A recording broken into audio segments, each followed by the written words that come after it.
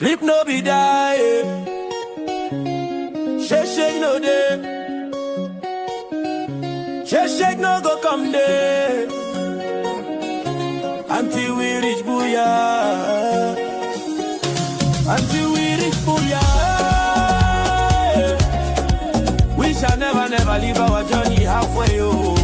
Until we reach Booyah.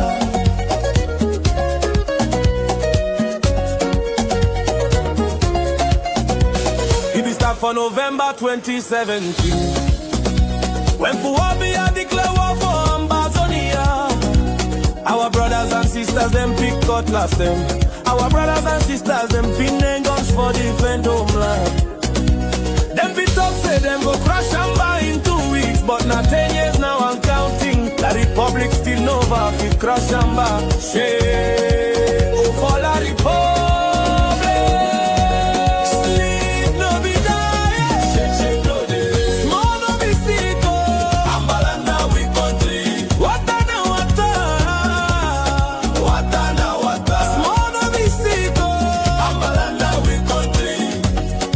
Shake no day.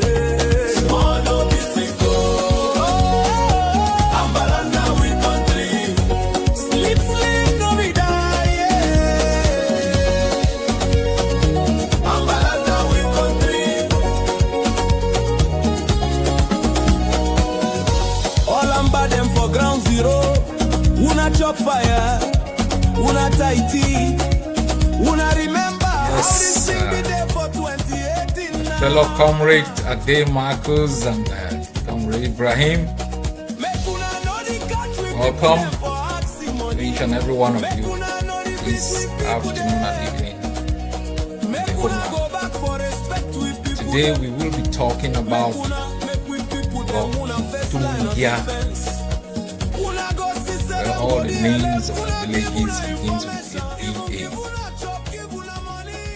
a Shake Nabi. All right, it's been a hell of a week. We will be beginning with a lot of other issues before we get right away into Ngoketunjia discussions, and I am hopeful that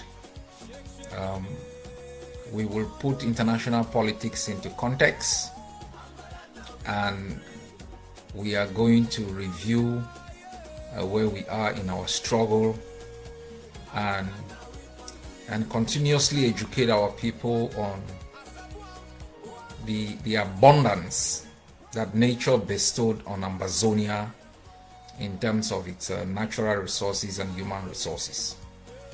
And we simply have to be determined as a people to end the tyranny that has taken over our land, caused a lot of pain, displacement of our people, and as we are seeing in the continent, there are a lot of changes happening, and it's coming very close to home. We should be hopeful about the trend of events, and I'm very confident that in the next few years there will be a huge shift in perspective in the way that the international system analyzes the situation within the continent, within the Gulf of Guinea and in Ambazonia in particular. Let me salute first our people on the ground, and to thank them for their steadfastness, continuous dedication, and their continuous belief in Ambazonia. As I have said repeatedly, I understand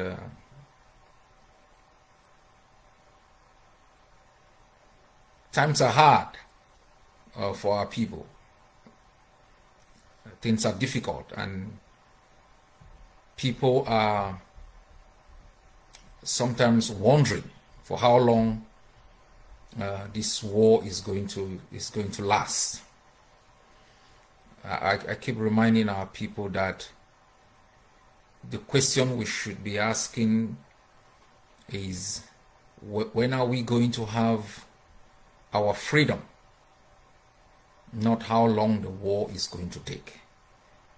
Because for every people, it doesn't matter how long it takes, as long as they are confident that they are going to gain their freedom. And Ambazonians must be confident that this is the last battle we will ever fight in our almost 123 years of existence under one colonial form of governance to the other.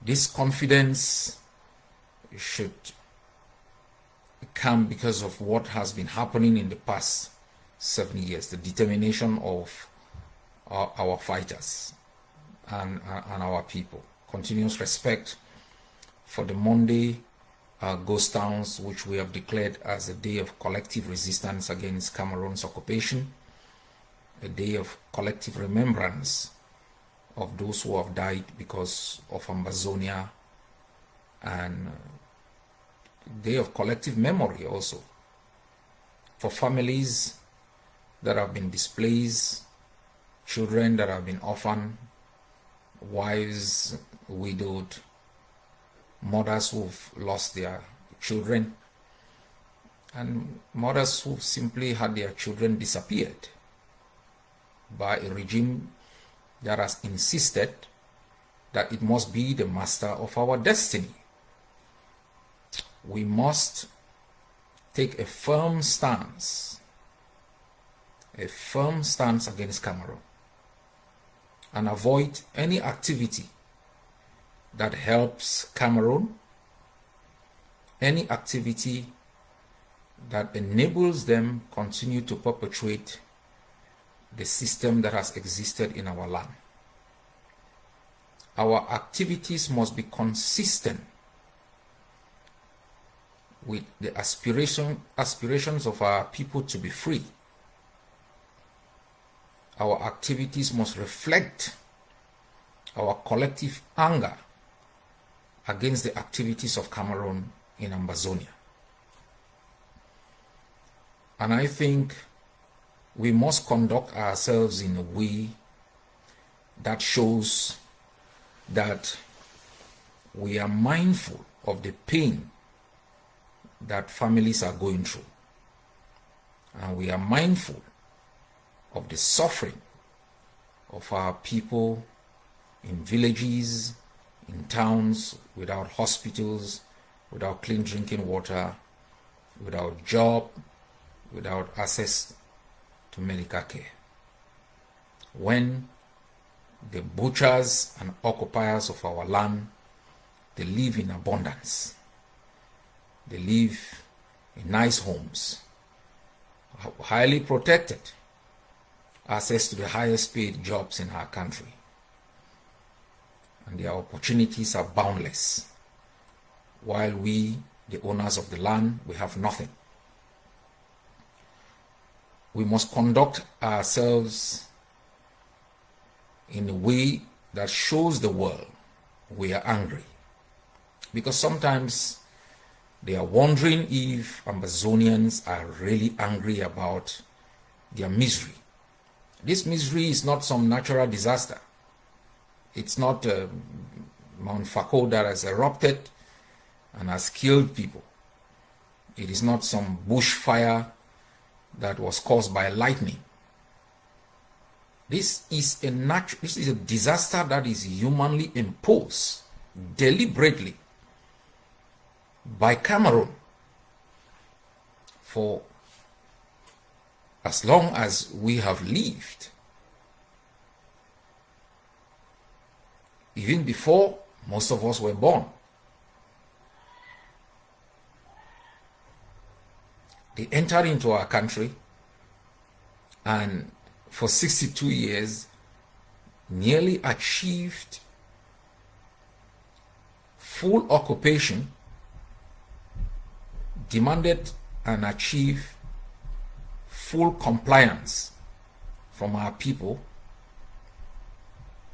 to be Cameroonians in obligation and not in rights.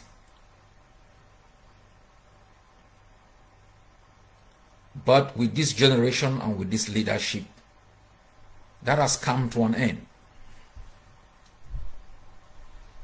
You know, in the struggle for freedom, as I said yesterday when I addressed our people, you must be able what you are against to state clearly what you are fighting against. But you must also be very clear about what you want to offer. It is very easy to be against something. But what are you offering in return that will better the lives of our people? And as we go state by state, we are putting our vision for Ambazonia for those states clearly. And our people have a choice to make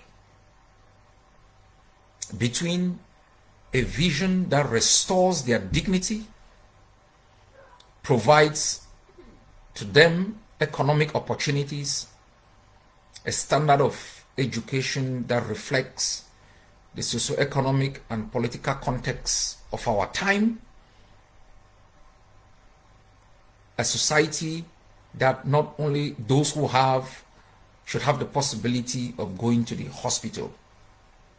They should compare this vision with an empty vision of destruction. We had the chief slave,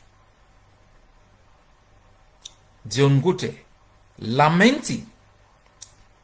He was lamenting on television why Ambazonians are not accepting their state of servitude. For the first time, he was recognizing that there is a war. After they've granted special status to, who is this bad luck bishop, and the dancing moderator in Boya. After they've handed out special status to a couple of individuals and groups, he was on TV lamenting why Ambazonians have not simply surrendered. Yeah, that we should surrender. That we have suffered. That the reason the people in the villages have not surrendered because they don't have roads through which they can walk to the DDR centers.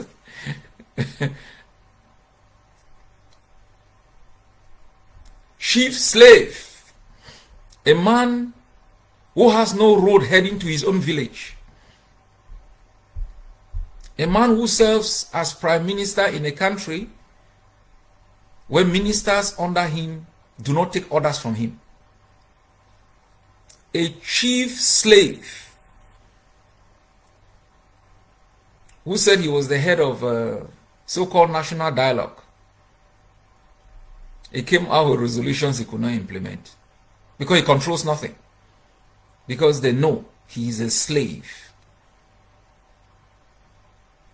He said on behalf of his government, he sent people to Canada to have negotiations. We slapped them on the table.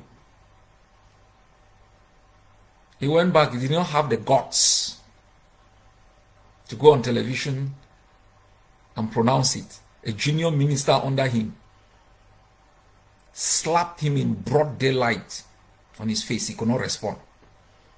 He's running around Ambazonia. We are watching him. One day we will lift him up with a pop, and his last words will be Amba.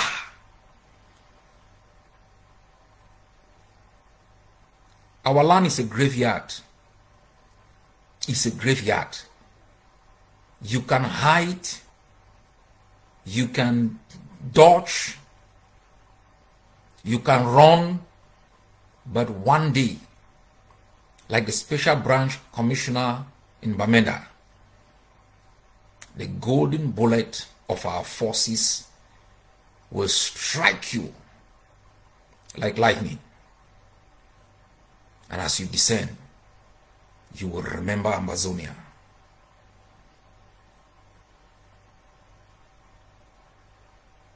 My fellow people, Ambazonia is our country.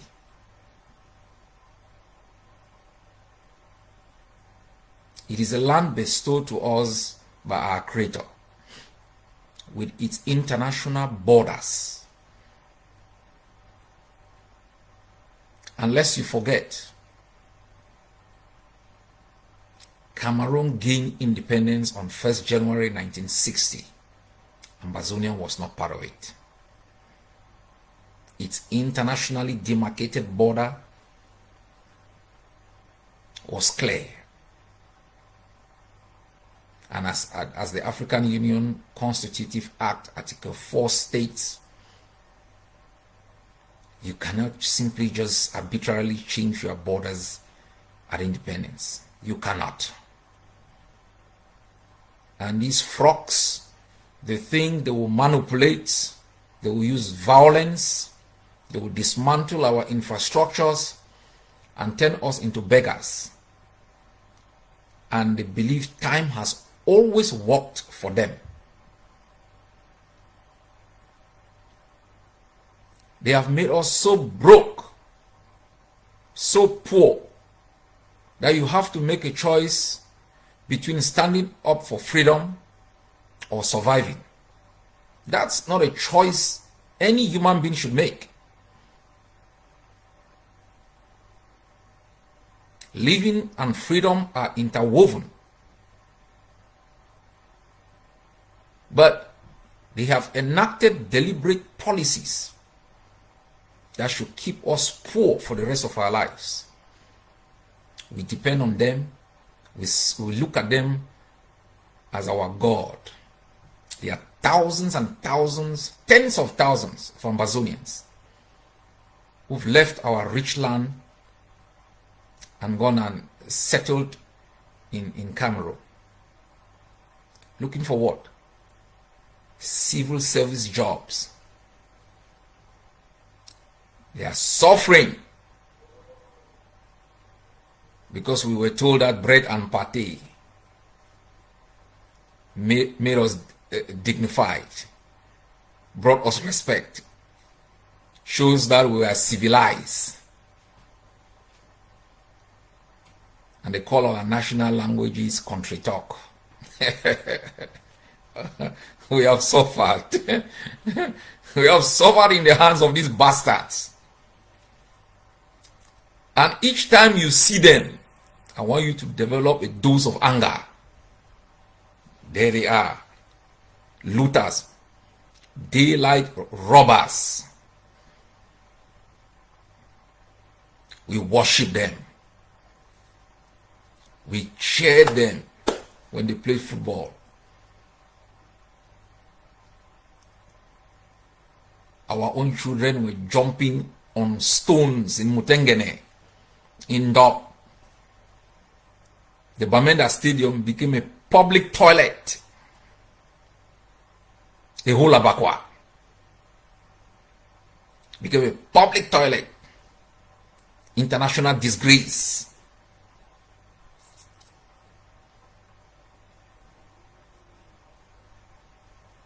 When other people were aspiring for something higher, Cameroon had manipulated us to aspire to be like Cameroonians.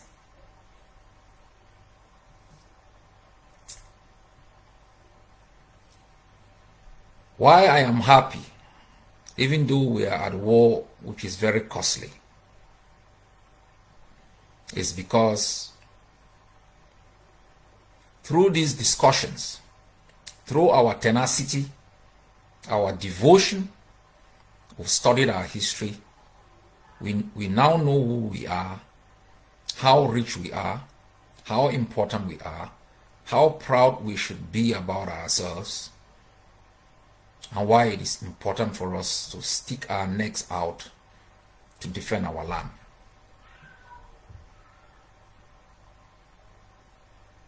We must have a long-term vision. I was watching a video today sent to me by the spokesman of this other slave who wanted to become president in Nigeria, Obi. Instead of standing for Biafra, he just said he wants to take over Aso Rock.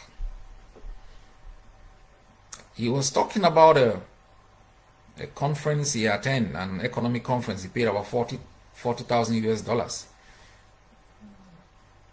And all through, I think the first days, he never heard a word spoken about the African economy. And the next day, he asked the professor, why is it that I'm here for these days? I haven't paid 40,000 US dollars and nothing has been spoken about the African economy.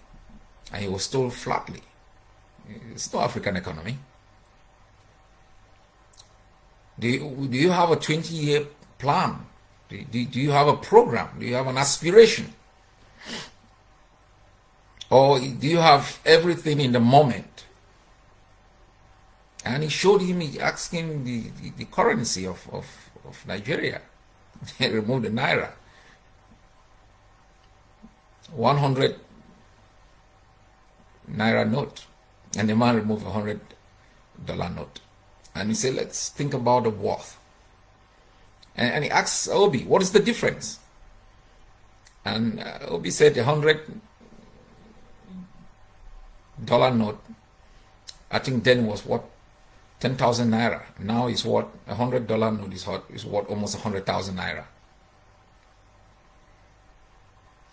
And Obi said, you see, this is the problem. This is the difference in terms of value. At the end, this is what he told Obi. You people lack faith in your country. That it is not the difference in the value of this money. It is faith that the Americans have in their country that gives value to the dollar. You live in your own country as though you are on the run.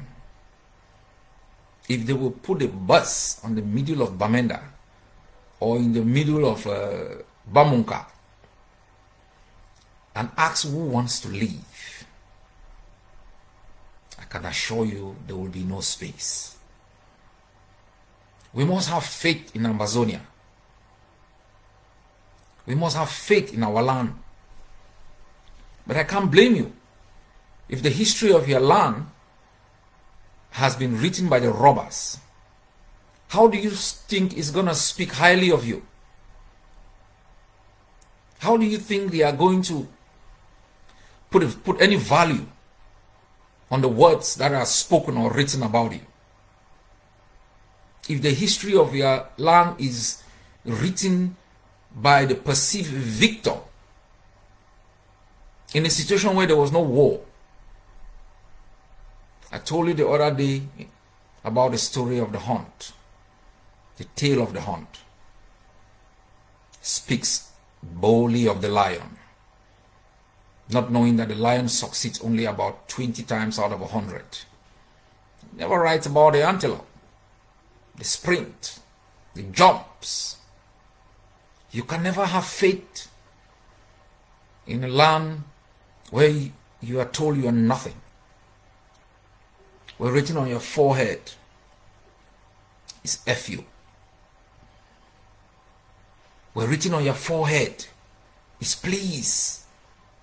I need food. What we are trying to put in place is a land where a mom gets out of bed in up. A bus stops in front of the house, picks up the child. The mom says goodbye. The child is heading to school. Comes back from school with his or her bags full with books. With pen, pencil, she never paid for. If that child falls sick, with a click on her phone, if it's an emergency, there is an emergency service there to pick up the child to the hospital. The child is booked in, checked, treated. That mom is going to have faith in the administrators in that. You cannot have faith in a place that offers you nothing but misery. You cannot have faith in a place that if you are sick, you die on the corridors of the hospital. You cannot have faith in a place where you drive 200 meters, there is kale extortion and brutality by an enemy occupying force. You cannot have faith in a flag that never protects you. You cannot have faith in an anthem within which you are not represented.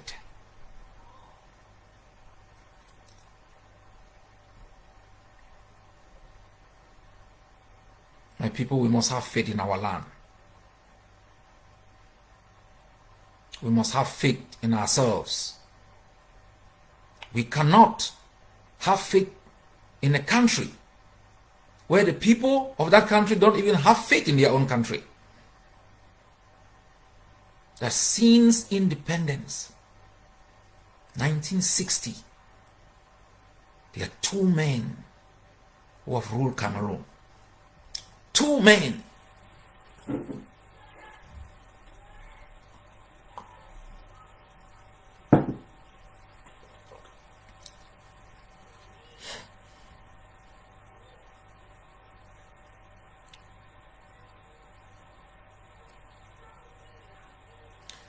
It is very important for us to know why we are making these sacrifices, and for us to ask what the rewards would be.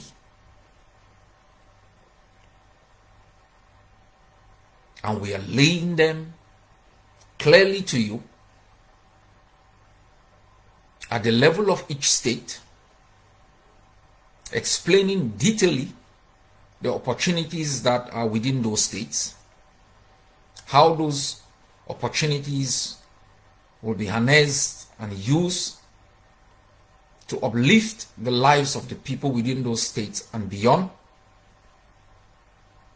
and what role each and every one of you will play. We are not simply procrastinating. We have the facts about the strength of our country. Cameroon has messed it up completely, deliberately. They never knew this day will come because they believe so much in their own arrogance. They have so much contempt for us. Why? Because they measured us based on how the Funchas and the Munas acted. If those guys banged the table and left, if those guys threatened to set up an army to defend our land, they will know that these are men who will give birth to lions. But those guys were fighting who to become the better slave. And Cameroon then considered that the offsprings of the Funchas and the Munas could only be slaves who would think like them, act like them. And that's why they became so brutal each time we rose up. They became so arrogant each time we spoke out. Because they asked themselves, how dare you? If your forebears succumbed without protest, who the hell do you think you are?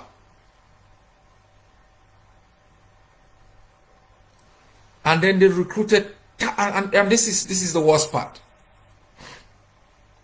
This is the worst part about the occupation of our land. they recruited thousands of enablers. Tens of thousands of them.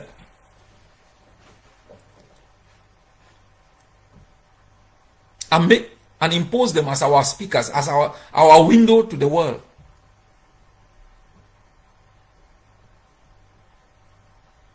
Solomon Tandeng Muna, when I was in the primary school in Gembo, would land with a helicopter. And all of us will go there and we are clapping for him. He's taken in a limousine into his luxurious home. And they slam the gate lock.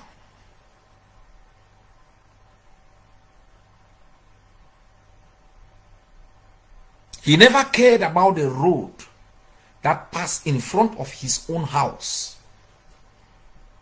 He never cared about the lives of the people who lived in Gembo, living in misery.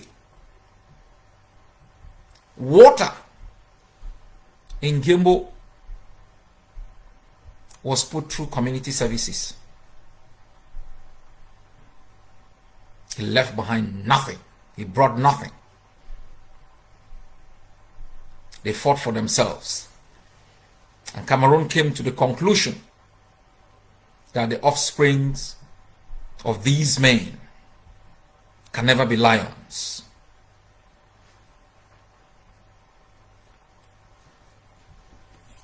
Fellow Ambazonians, we are coming to a very important intersection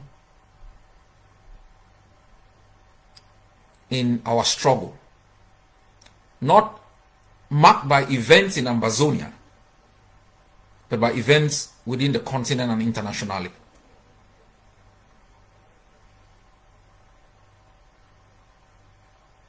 We are observing the trends of events in Burkina Faso, in Mali, in Niger. We have just seen in Gabon. And each time they say Paul Biya is a loot, is a thief, broad daylight arm robber, they ask, where the proof? Where is the evidence? You saw how much money was found in the house of the Bongos. Billions. In that same country, millions of people. They go hungry every day without food. Children die because of lack of medication to treat malaria. Armed robbers, backed by the international system, are living in homes stashed with billions.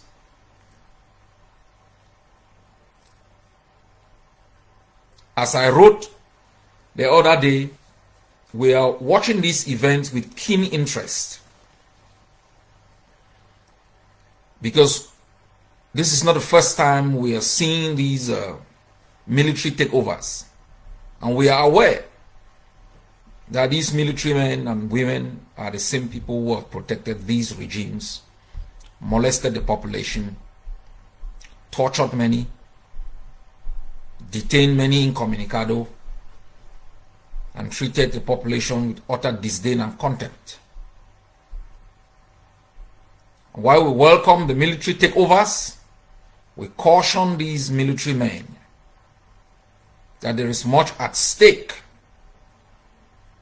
Africa will not continue to be a ground for experiments designed in the corridors of Western capitals. And our continent made a test tube to test these experiments anymore. Africa needs to design an African system commensurate to our own realities. African states need true independence, political, economic independence that guarantees for the people the right to choose their trading partners and dispose of their resources as they see it fit. That Africa natural resources cannot be sold out through racketeering systems and keep the people in perpetual debt without any reward from the resources in their land.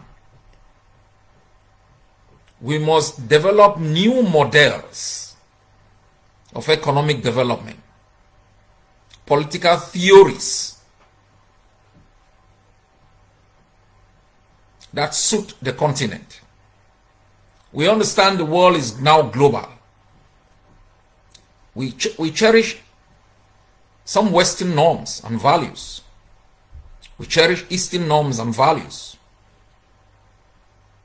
Some of the cultures are similar. Their experiences are similar because of migratory patterns.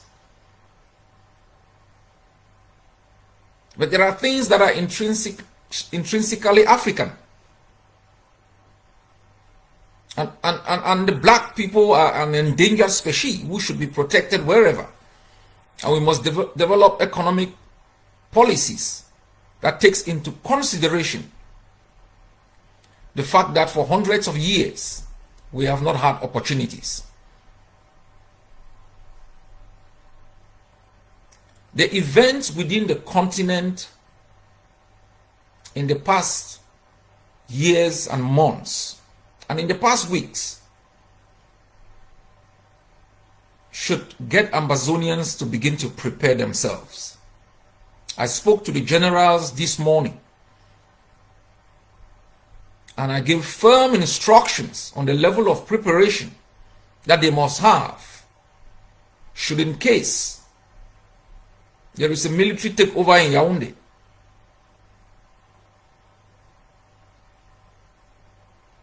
And I want all of us, Ambazonians, wherever you may be, to prepare yourself for such an eventuality.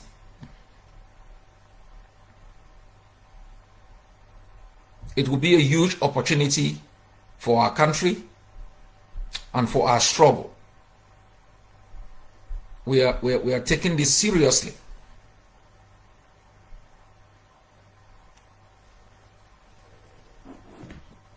We have also issued an executive order on the issue of education, and I've spoken about this several times. Independence means independence, and that means the foundational pillars of our society needs to be structured in a way that reflects the notion of independence. Whether it's the army, the education system, the legal system that is being gradually developed through public act, different codes, practices. These will become the foundation of the Ambazonian legal system. The processes that we engage in developing these acts and codes and practices will also be very useful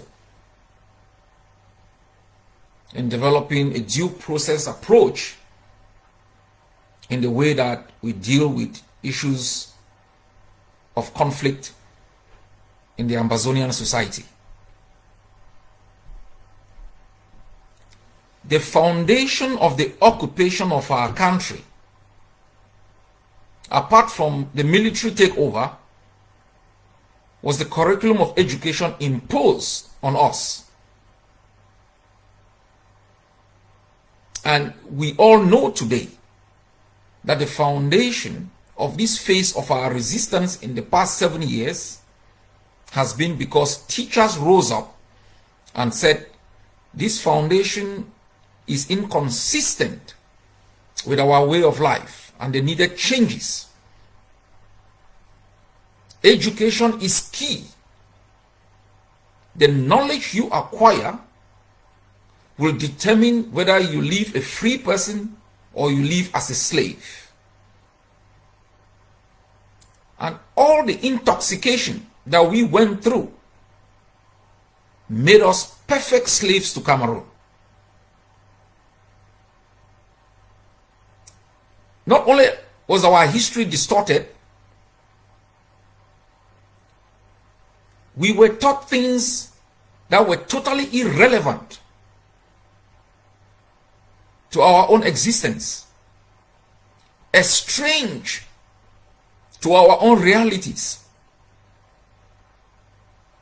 never taught to believe in ourselves, never taught to see our land as a place where we were going to thrive in.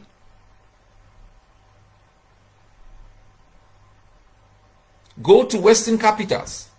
They've designed curriculum of education that is a reflection of the opportunities in their own country and even in other countries because of their colonial history.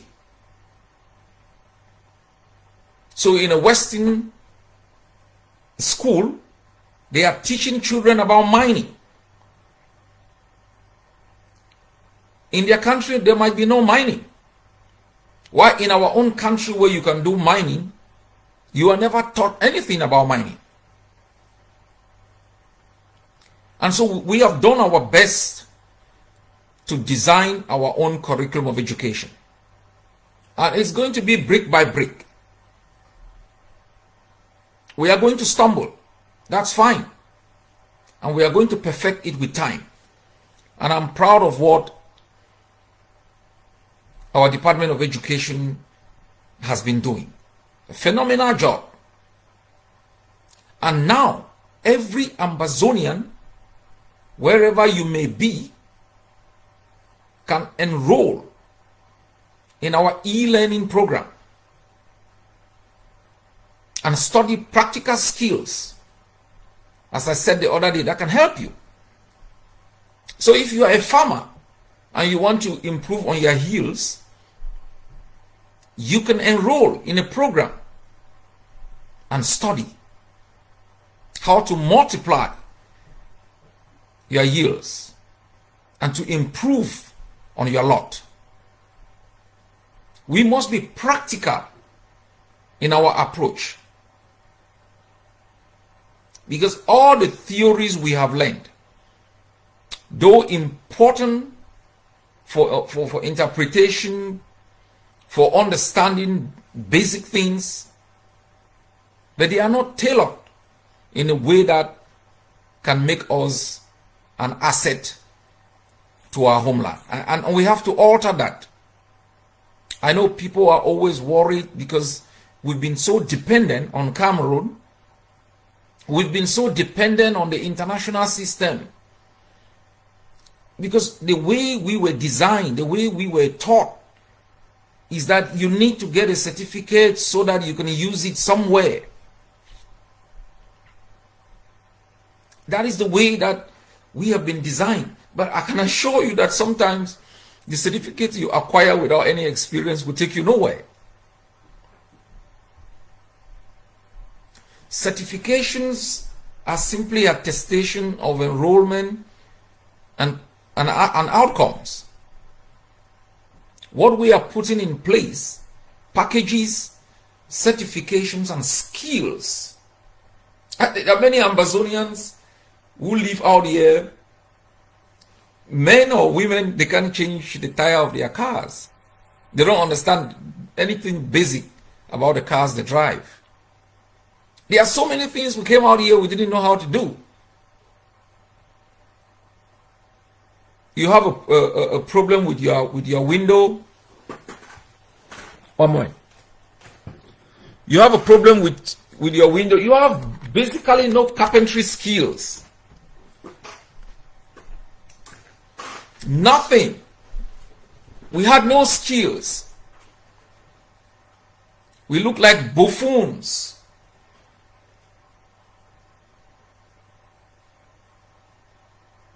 And we have come to understand the relevance of skills.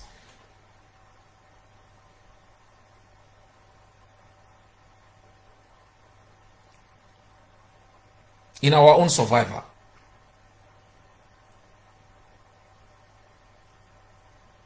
All the certificates you've acquired through the Cameroon educational system is zero. I can assure you, zero.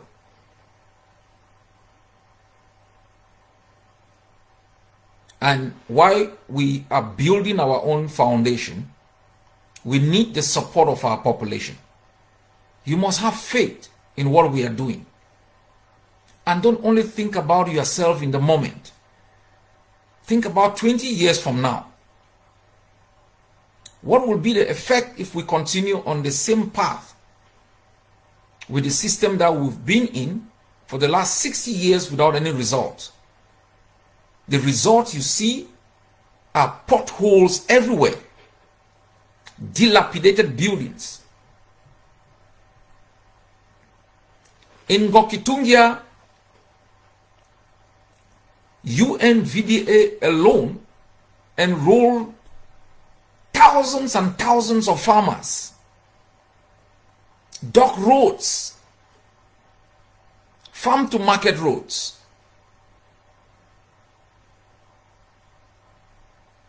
Today, what has happened? Are we going forward or we are going backward? Why have all of those things collapsed? Because we lack faith in ourselves and in our homeland. Because our own mindset was altered by Cameroon to make us to believe in them rather than ourselves. And this is our journey. This is our journey to alter that history once and for all, and to give back to our people faith in themselves and in our country.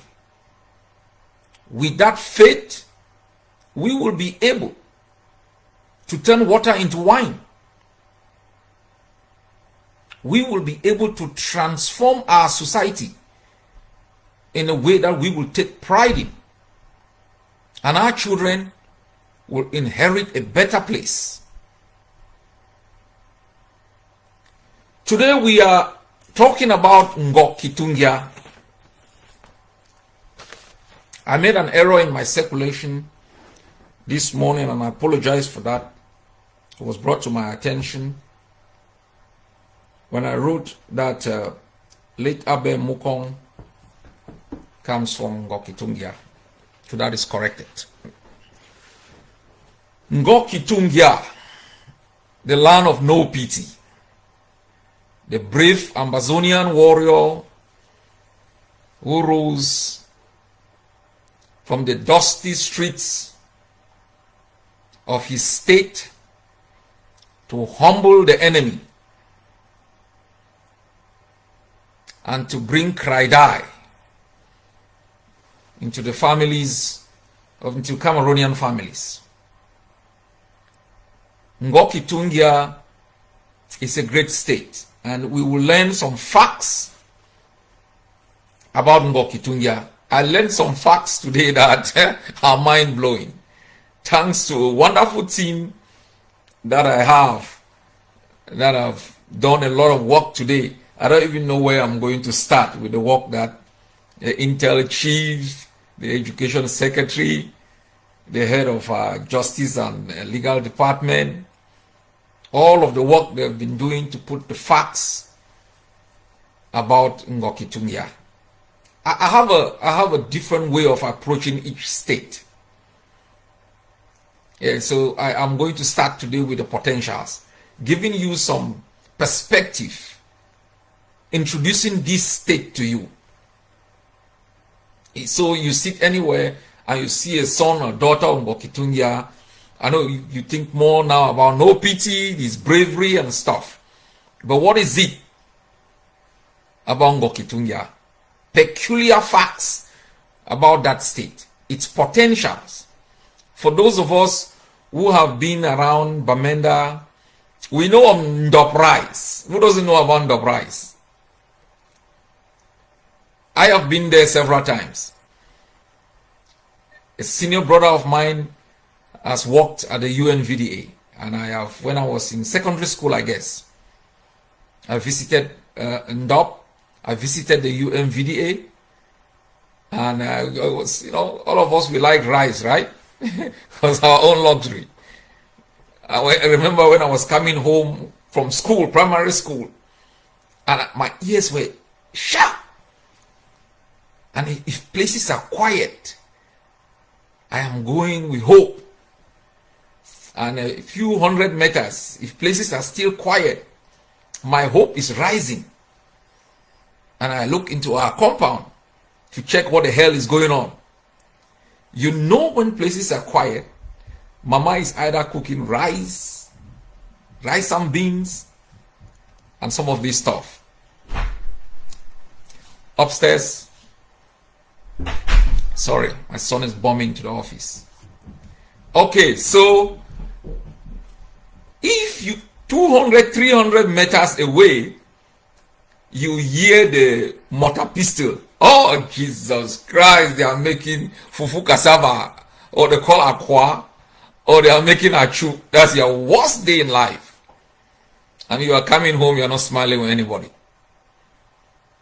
And so when we were told we're going to Ndop to visit our brother, all of us were really happy, really happy. Yes, my Biafran friends and brothers, we are working very hard to make sure that Mazi Nnamdi Kanu is freed. I will be making a special speech on Biafra in the coming weeks, and I want the Biafran people to work together with us so that we can end the tyrannies in both of our countries. In that neighborhood, I'm very realistic. Every people fighting for their right to self-determination are friends, Ambazonian friends. And we were part of the Eastern House in Inigo. And we have hosted thousands and thousands of Biafrans, and thousands of Ambazonians are also hosted now in Biafra land as refugees.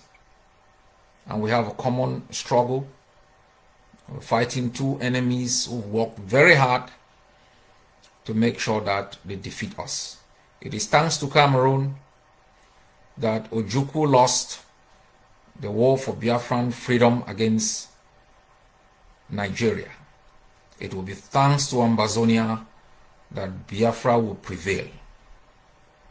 So we will have to work together, strategize together to make sure that these two impostors who have taken over our lands do not have the opportunity to keep different leaders in captivity.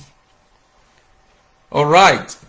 So welcome to our Biafran friends and brothers and sisters who are watching us. So I was talking about the beauty of Ngoketunjia and a very rich land. There's some facts that I found today. Do you know there are 13 villages in Ngoketunjia? If I make a mistake, I need to be corrected on my timeline.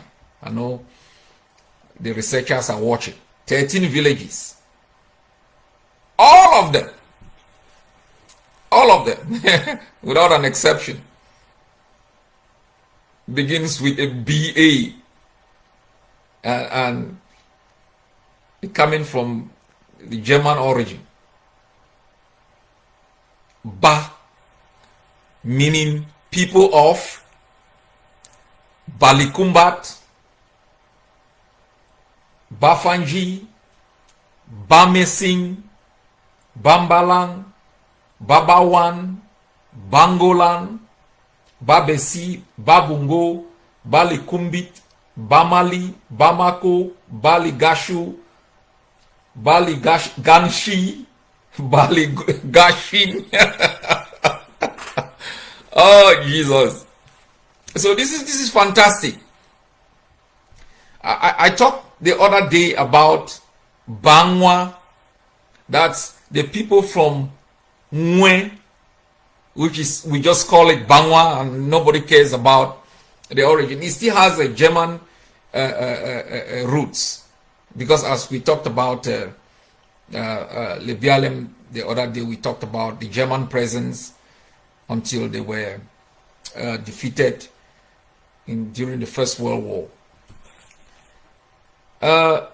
We talked about Bangwa as people from Mwe, and we talked about the people from Mendankwe, which they refer to them as Bamendankwe. Bamendankwe, that's people from Mendankwe. So these are the 13 villages within Ngoketunjia. Let me refer to, 13. I got them well. 13 communities that make up Ngoketunjia. Each community is led by a fund. The 13 settlements that make up the state of Ngoketunjia, which I just highlighted. And they have their own dynamics, internal dynamics, which we are all aware of. So, why is Ngoketunjia an important Ambazonian state? The potentials are huge. We will talk about the UNVDA that was set up in 1988, the wonderful job that it was doing. Most of us who also know that area, we know about fishing and farming in there. We also note that Ngoketunjia is a highly touristic place because of its craftsmanship. We are all aware of that, and we will also talk about that before we come into the problems that the enemy's presence has created and what Ambazonia will do for Ngoketunjia to restore its prominence, its importance, its creativity, and to uplift the lives of its people. In this journey of our freedom struggle, we have learned a lot through the activities of our different generals. They have come from different places. You go into Mezam, you have names of generals, the Rambos, the Foolish Man, the JCs, all of these people, the weapons, you have all of these names have given us, a sneak peek into these states through their activities, through their bravery. La Republique is now trying as much as possible, as I said yesterday, to build a different narrative about these warriors, these brave fighters who have humiliated them on a daily basis. As I said about Lebialem, the most we knew about Lebialem was, the negatives, the connotations, what we knew about the Bangwa people, the so-called Bangwa people. No one ever told us about the potentials of Lebialem. We started having a sneak peek into Lebialem through the sons and daughters of Lebialem, the bravery of people like Asongani Bedifil, that we met as far back as 1996 and formed the SUIL together. And even the ones that we had conflict with, like the Chris Arnos, through them we came to know about, who comes from where, what are the potentials of those areas. You go into Ndian, through the effort, through the work of our DDC, race, we were able to have a deeper understanding of what is going on in Ndian. We only knew Ndian associated with oil. That's all. And it's something that, limited our perspective about these places. And the enemy did a good job in highlighting the negativities. When we talk about the settlement communities, whether in Fako, the settlement communities, whether even in Bamenda or in Meme, we never looked into what these settlers brought You know, the culture they brought in terms of the food, the language, their way of life, how they enrich our own societies.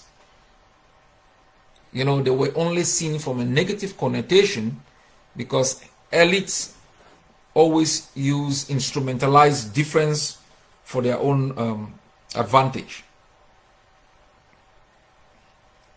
Now, what are the potentials? Let's start with the socioeconomic potentials, and I want to go from the big ones first. The UNVDA. And I'm still confused. I'll need clarity from our fervent advisors. The Upper Noon Valley Development Authority. Noon sounds like a name from the western province of Cameroon. I'm still not clear why it was named the UNVDA, but we'll provide clarity as we go forward. It was created in 1988, and one of its sponsors was the French government, I think. They mobilized hundreds of thousands of rice farmers with whom, and this is a research piece. I will submit what I'm presenting to you was submitted in the University of Van Hall, Larenstein, University of Applied Sciences, by Patience Chindong in 2008. It's not a peer-reviewed research piece. It was a submission for our master's thesis.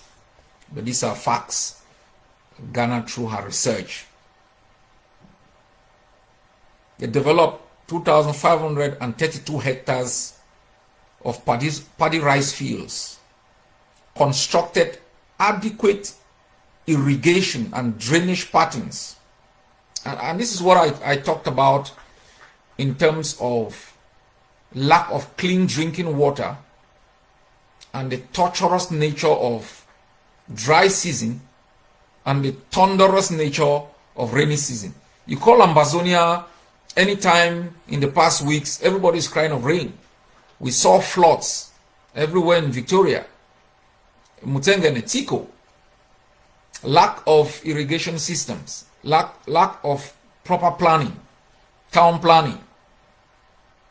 And I have said the way we are going to harness these resources would be to capture this abundance and store them for bad days, where you will not know the difference between the dry season and the rainy season, because you are going to eat mangoes or corn or whatever.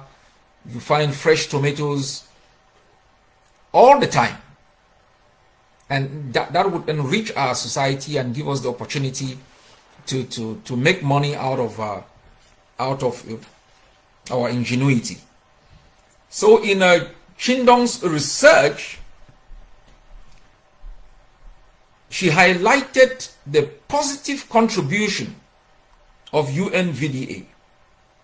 It bulldozed 268 kilometers of access and internal farm roads. I talked yesterday about the lack of roads into, my brother Fonong, yes, Noon is the name of a river in Ngoketunjia. Thank you very much, brother. Flows down to the west, into La Republique. Thanks a lot. So the name Upper Noon Valley Development Authority, we now know that through the submission of brother Fonong, that it's a river that flows down. It's a name of a river in Ngoketunjia. So we should make no mistake. It doesn't come from La Republique. And we are aware through these findings that some of the rivers, they also nourish some of the dams in La Republique to Cameroon. We'll cut them off and divert them so that we starve them of water and energy. They constructed 268 kilometers of access and internal farm roads.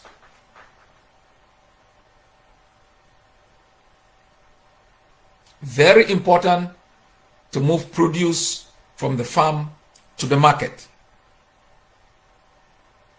Build culverts, bridges, canals, giant processing mills, as well as extended vital technical services,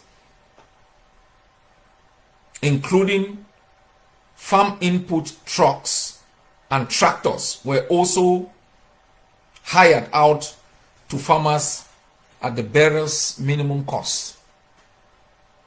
That is the opportunity that UNVDA offered to the community of rice farmers.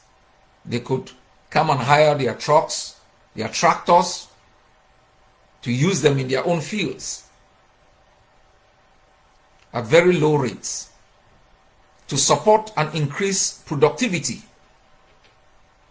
We're following the war in Ukraine, and we're hearing about the negotiations between Russia and Ukraine on the shipment of Ukrainian grain, which is very vital for Western industries and even different societies beyond the Western Hemisphere. And how, because of that war and the shortage in supply of grain, prices have peaked. We talked about the importance of palm oil.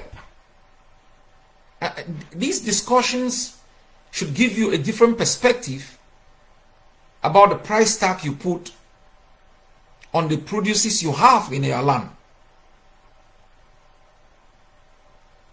Because you may have a cornfield and you feel like, you know, it's the corn, you just harvest a few of them, you put them in, you put them in them banda, or you roast them by the roadside and eat with plum. But these are produces that can be used to feed cattle for higher yields, enable the production of milk, margarine, and other, derivatives. These are produces that can also be shipped, as we're hearing about the grain in Ukraine.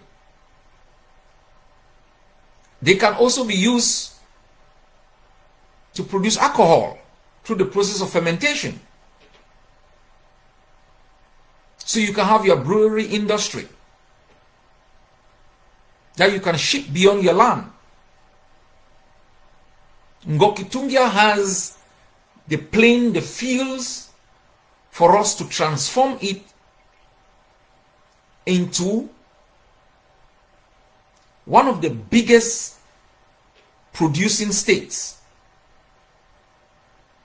in Ambazonia of a variety of products that can be used in different ways, supply other secondary industries that can benefit from it. And UNVDA played a vital role. Now, to buy a bag of rice, everything, even rice that you can produce, you can farm in our own land and get high yields, everything has to be imported through the enemy channels. Prices are going up. Sources of income are depleting. Very few families are dependent now on expatriate remittances. Unsustainable. The political and economic environment does not give the possibility of foreign direct investment. Total collapse created by the dirty politics of La République du Cameroon.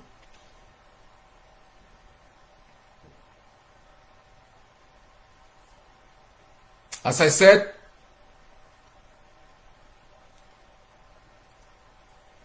in 1987, the French government, as one of the main sponsors of UNVDA, did not only withdraw or stop funding, it withdrew its own expatriates, leaving the UNVDA to depend on subventions from the National Produce Marketing Board and La République du Cameroon.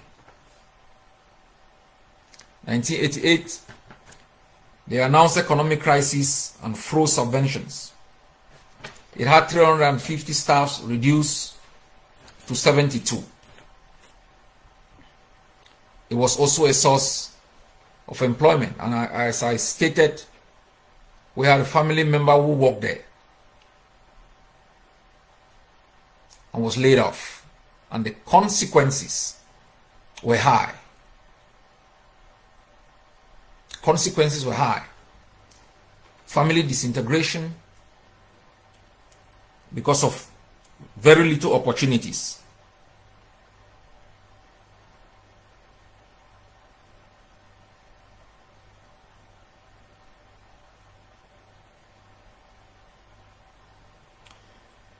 We have commercial fishing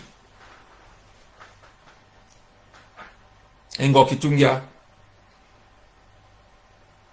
around the Bambalang and the Bangolan lake.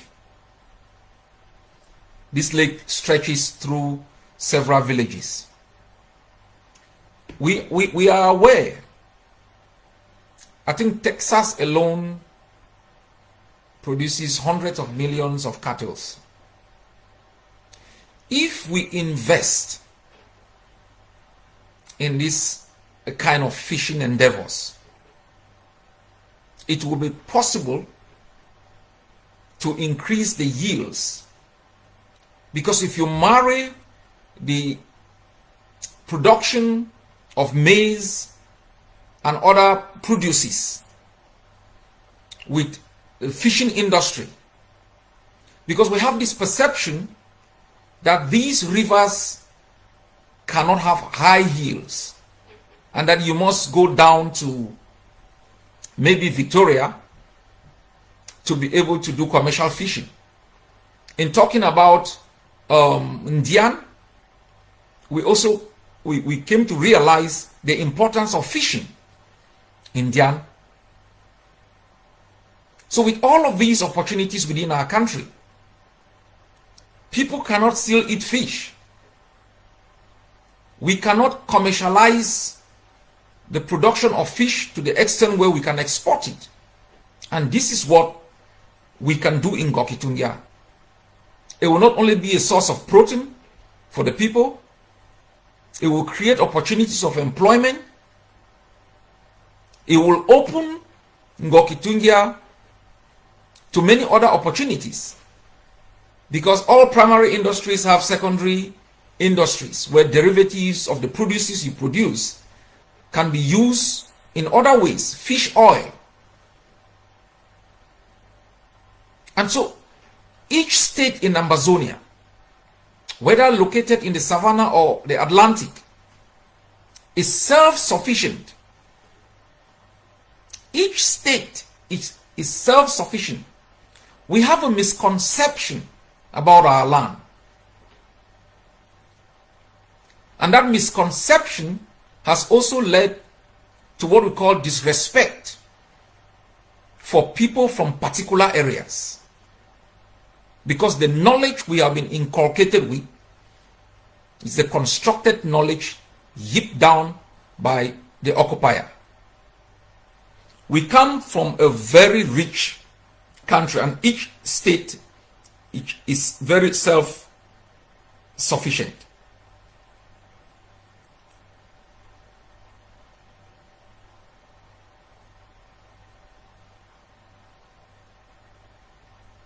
We have these are some very important facts that we should get about Ngoketunjia.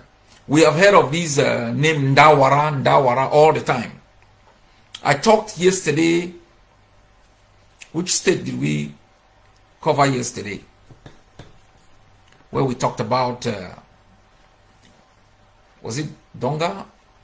No, Menchum. We talked about Menchum. How elites, they They've claimed large swaths of land and opened ranches, deprived the people of farmable lands, which has led to conflicts. Also in Ngoketunjia, we are facing the same problem.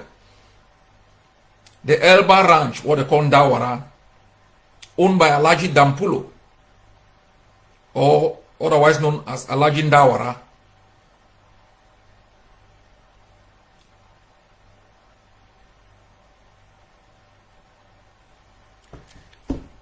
we've also learnt about the Ndopti.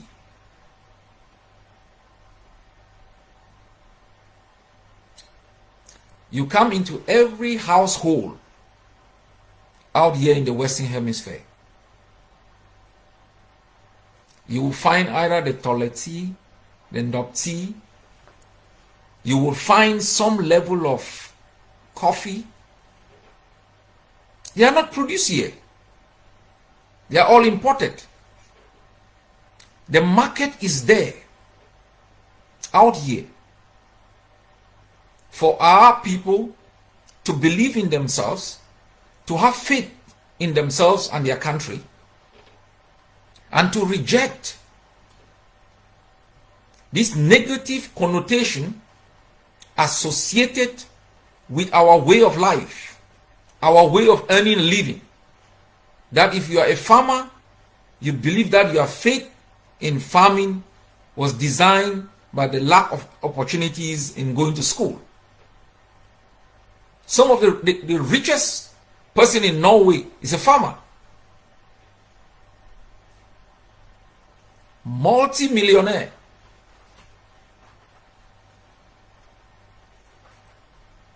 Without him, people can't feed.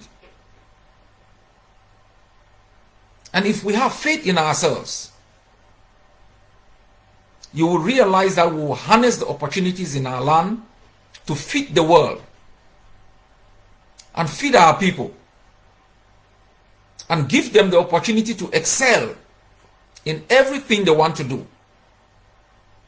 Create primary and secondary industries wherein thousands of our people can be employed. I talked yesterday also about creating an economy without the buying power of the population is useless. You must empower the population so they can buy the produces that you produce.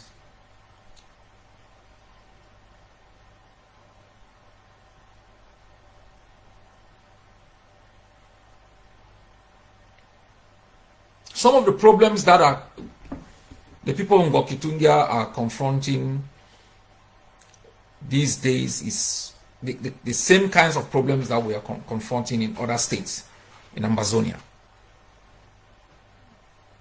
Deliberately imposed by the enemy. Number one is lack of motorable roads. I talked about the number of kilometers of roads that the UN VDA paved or built. The absence of any planning. Entire communities blockaded. You become sick in a particular area like we saw in Dian, rather than get a taxi to a hospital in your own country, you take a flying boat into Biafra. Health infrastructures in Ngoketunjia almost non-existent. Roads abandoned. La République is on the campaign of reconstruction. He wants to reconstruct what they did not construct. Every day in their own country, people are dying on highways, narrow highways. They cannot expand those highways. They want to reconstruct Ambazonia. We don't know if they are reconstructing what they have destroyed, or they are reconstructing what they built. Absence of any possibility in terms of access to hospitals, to good schools, schools that are tailored towards helping the children of Ngoketunjia know the potentials within their state and how to educate themselves to tap into those opportunities and potentials. Nothing. Curriculum of education that teaches them about farming in Newfoundland, fishing in Norway, but not fishing in Bambalang. That's the tragedy of occupation. That's the tragedy of a foreign curriculum of education produced by people who don't know your country, people who are interested only in your resources.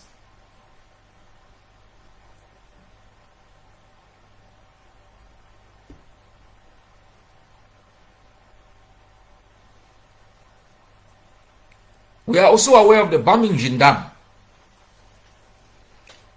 which is very important also for purposes of irrigation, important for farming, and we are aware of the problem that it causes all the time, frequent flooding.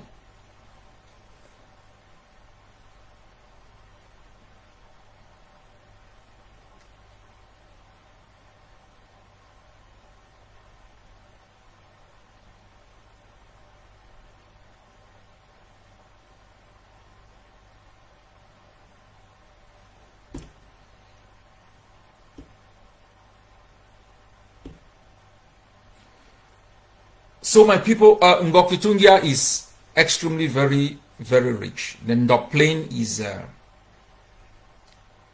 plain that Ambazonia will harness for massive food production, not only for domestic consumption, but for export purposes. We are seeing that everywhere around the globe.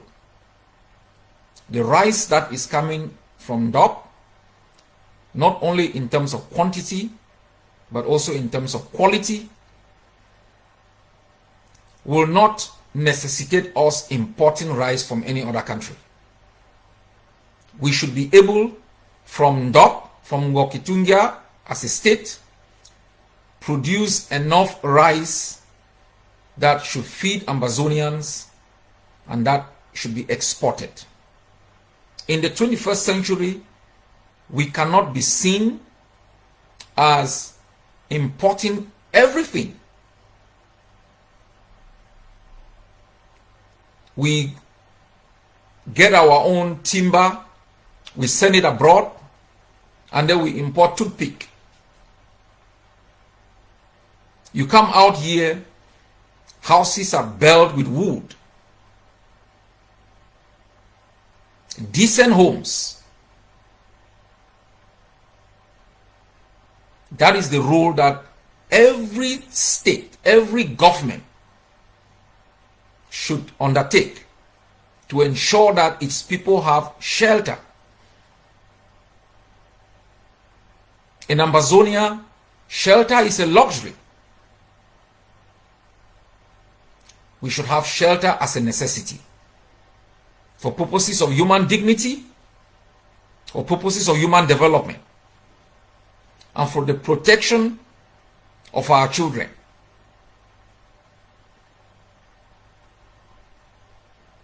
I am definitely very sure that if we, as Ambazonians, knowing what we have across the different states, commit ourselves to paying our liberation tax, we will generate the resources at this moment, not only to free those states, but also to invest to begin to remedy some of the problems that I have highlighted about Ngoketunjia.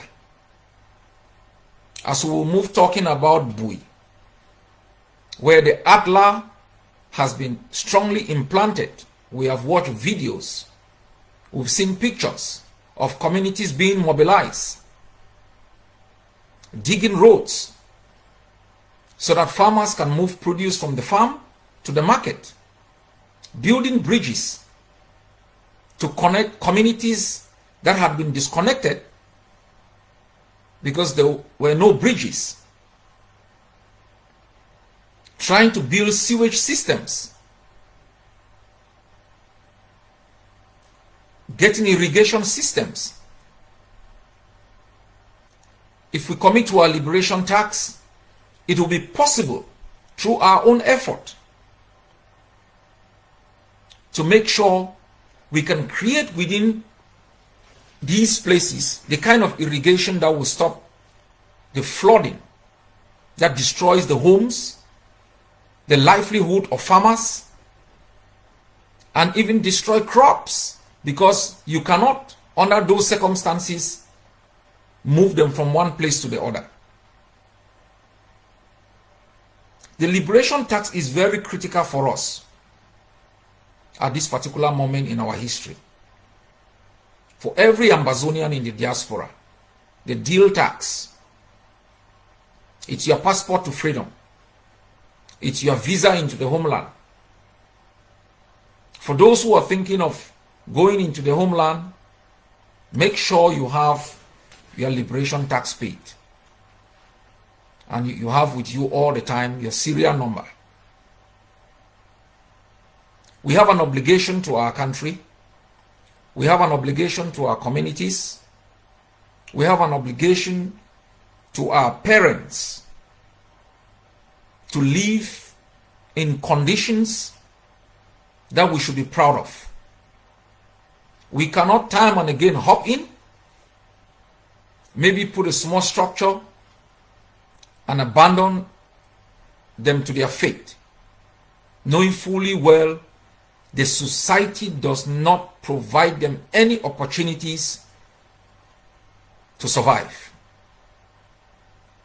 We must have a long-term plan for our country, a 20-year plan, a 30 years plan, 50 years plan,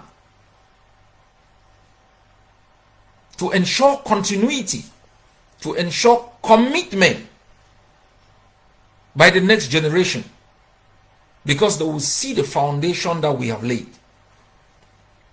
We cannot in the 21st century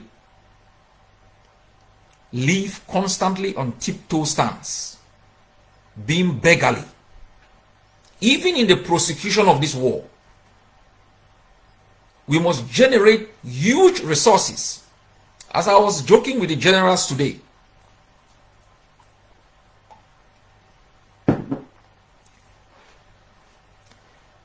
you should be in a barrack with 30,000 bullets, 50,000 bullets, or if you decide at midnight that a nearby La République barrack will not sleep, you are shooting all night.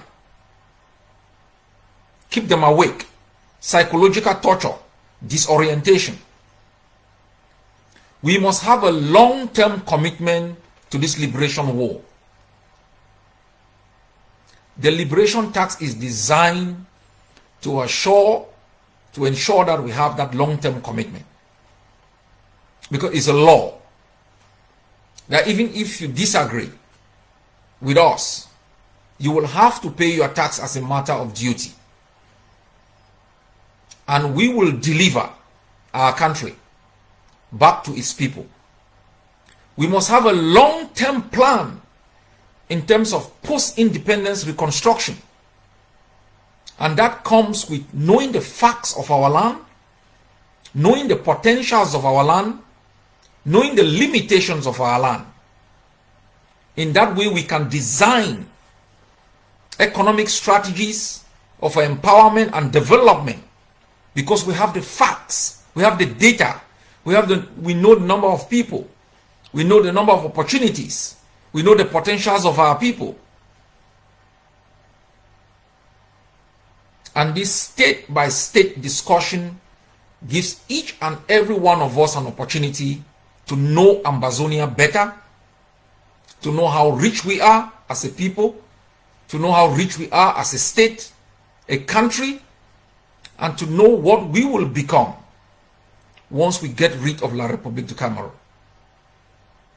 We cannot allow this enemy state to continue to butcher our people. Our soldiers are brave. We are watching them on a daily basis. And I know you are praying for them on a daily basis. What has held us back is the sustainable commitment to the war of liberation. All the squabbling, political positioning is irrelevant. All of those things will happen in an independent Ambazonia. When people have formed their political parties, they want to run to become the mayor of a city on top. They want to become representatives in the state parliament. They want to become representatives in the federal parliament. And they will be arguing who is the better candidate, staking their claim to that position with their policies, with their ideas. At this stage, it's war. The only argument we should have is the number of rifles that should be in the hands of our soldiers, the number of bullets that they should have, the sophistication of the armament that we give them. We are watching people deploying drones. We should have a drone fleet that can be deployed into Yaoundé. Oh yes, we have a comrade who has committed to that. We must make the investment that is required by a people who are facing a threat like the one we are facing from Cameroon, so that everything we can do to end La République's rampage, we should. We should not be limited in the 21st century by the means. We've availed ourselves to different forms of technology, how to defeat enemies. Our forces have been making rocket launches. They have been producing all forms of IEDs. We should improve on the quality, on the range, on the quantity, and we will end this war in the shortest time possible. Because the more we delay in making this commitment, the longer the war, the longer the suffering. Complaining will not change our fate. Hoping that there is a return to negative peace will not change our fate. Hoping that there should be some negotiations with La République du Cameroun, considering its history of negotiations, will not change our fate. Dreaming about some form of coexistence with Cameroon is only a nightmare. You will get up to remain a slave in your own land. French systems don't coexist, they only dominate. That is the history of all Francophone systems. They don't federate, they only have central governments that are designed to rule with impunity and power. French systems don't cohabitate, they dominate. So whatever you think about this war, we must come to the conclusion that the trial and error from 1961, where we thought they were our brothers, we should trust them, give them a blank check, and they will be nice. We watched them dismantle our institutions. We said nothing. They crumbled Cameroon Bank, looted 75 or 78 billion amber. We said nothing. They use our money, the Bill and Oil Refinery, carry all of their people and put in there.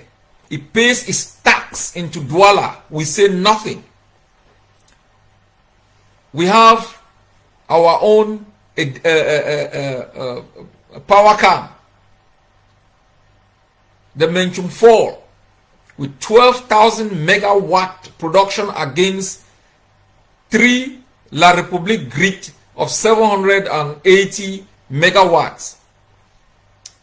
They neglected our own for theirs. We have our rice fields that could be expanded, developed to feed our people. No. They abandoned it to allow you to import rice from China, from Thailand, through their ports at exorbitant prices. That is your fate. That is the warning Ndele gave us. We cannot say we didn't know. I am echoing that message of Ndele today. However you dream about Cameroon, it should be a neighbor as far as possible. Whatever you think about this war, it should be victory at all cost. Our survival as a people depends on the outcome of this war. It will take just 100,000 Ambazonians, 100,000 Ambazonians of paying their 10,000 amber tax to give us enough resources to destroy La République in about 5 states.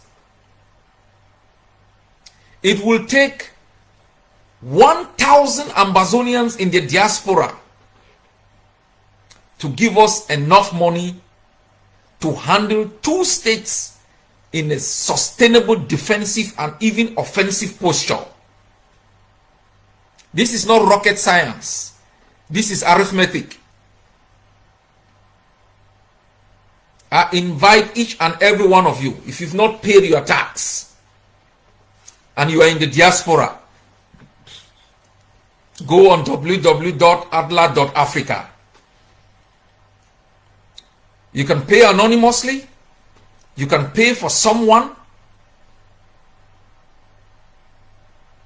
And you will see the stability, the security, the confidence, the dignity that we will bestow back to the Ambazonian people.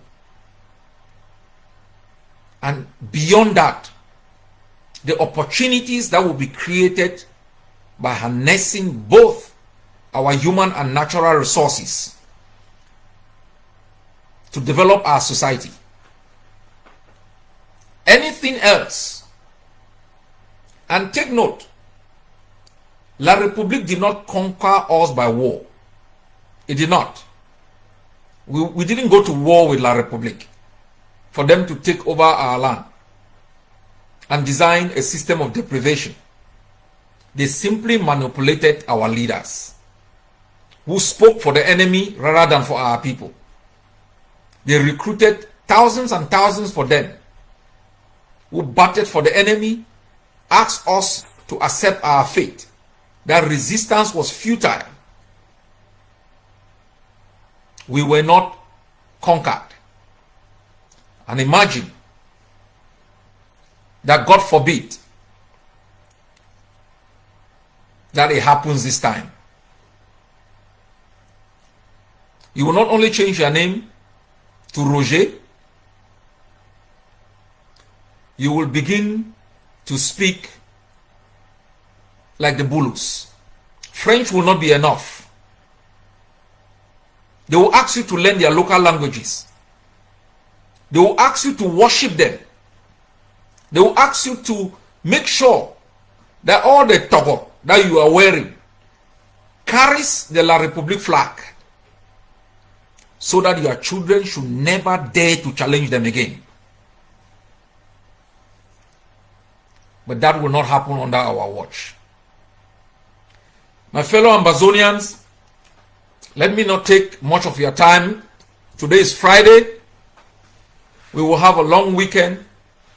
We are sending our best wishes to our finance secretary, who had an accident today. We commit him in our prayers to a speedy recovery. We're also wishing our Secretary of State good luck in his wedding ceremony tomorrow.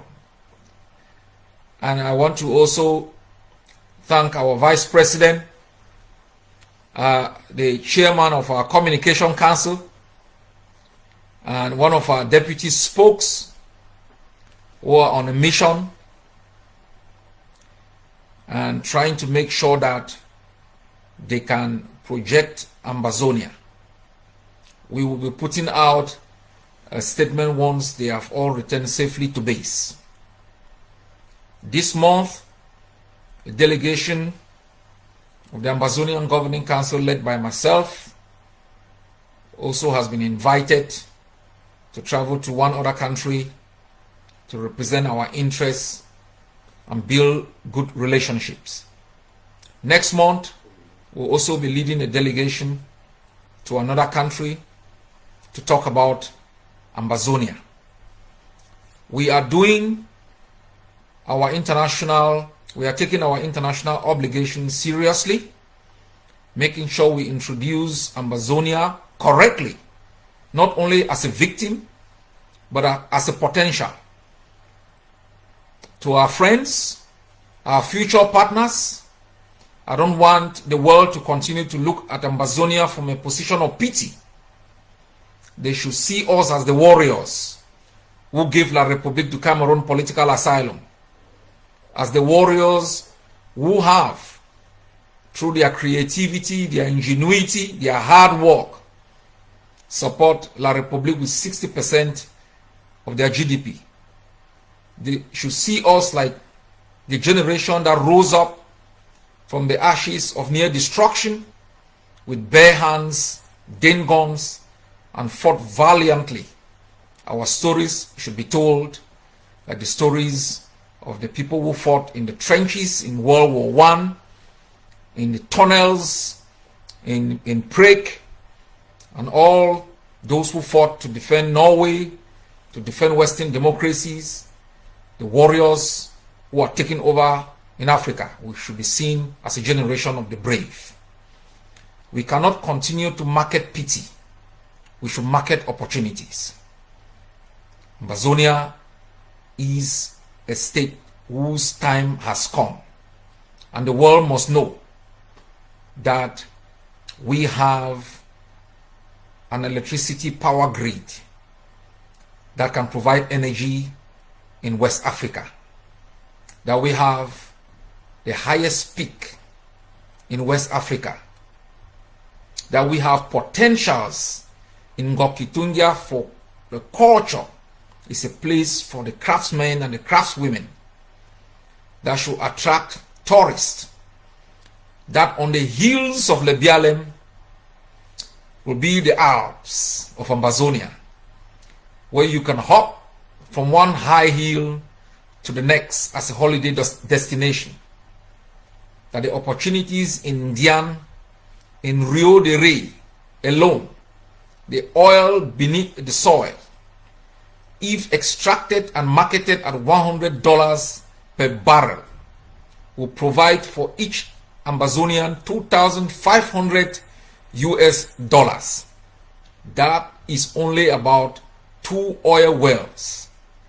As we are going across our country, we are learning more about our people, their hospitality, like the people of Fako, who have been hospitable enough to welcome thousands of Ambazonians from different states who have brought in their culture to enrich the culture there, their hard work, their hard-working spirit, to make sure they can toil and invest in the economy.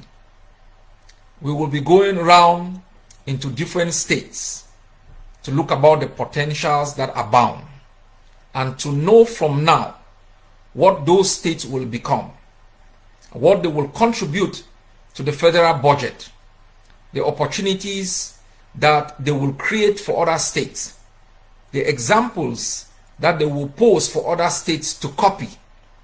Through these discussions, we are exposing Ambazonia to Ambazonians first.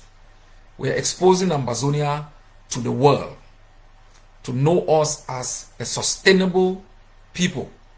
We are also, through this opportunity, don't forget, one of the reasons why they refused us the TEP option was because of the outcome of what they call the Philipson's Commission that said if given independence, Ambazonia will become a liability. And with our connection with Nkrumah Nkrumah, we will lean towards the communists. Through these discussions, you've come to know they told a lie. We were not going to become a liability. We're going to become an asset, not only to ourselves, but to the people of West Africa and even to the people of the world. We are a great people. We should take pride in that greatness.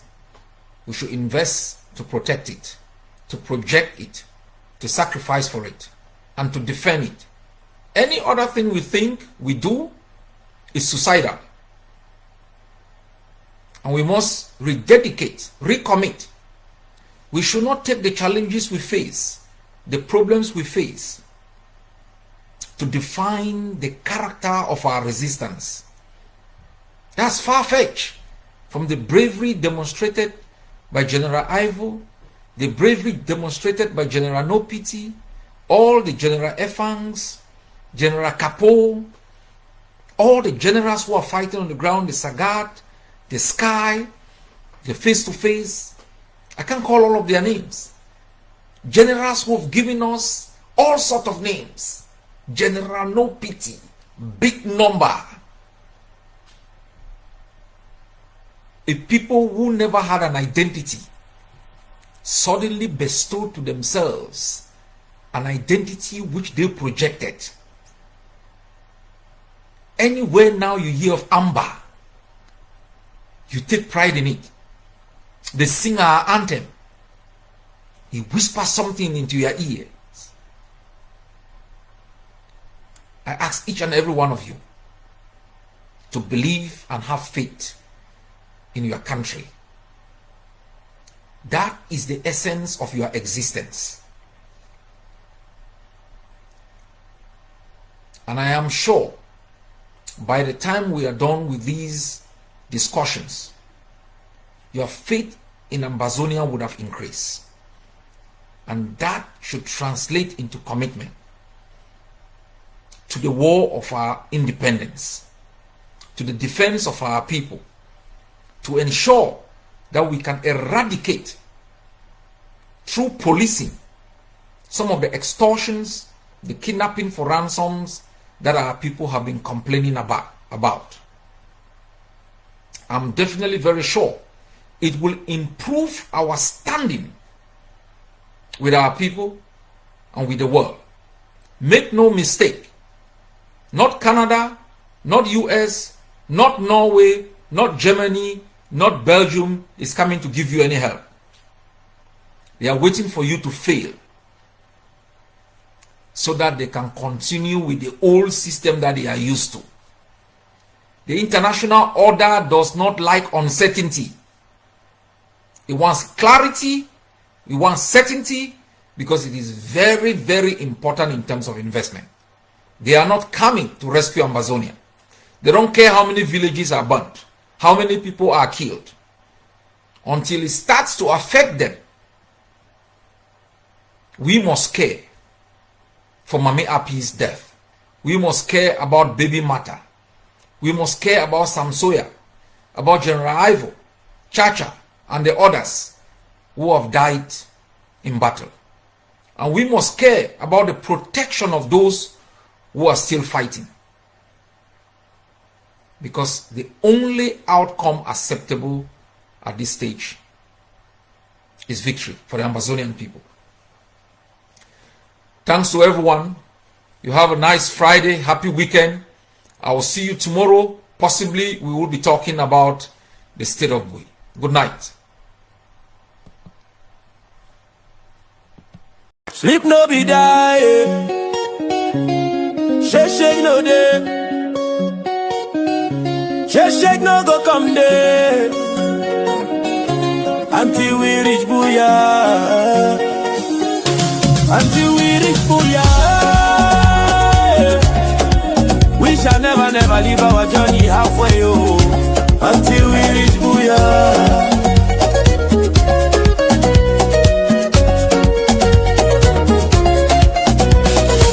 For November 2017, when Puwabia declare war for Ambazonia, our brothers and sisters them pick cutlass them.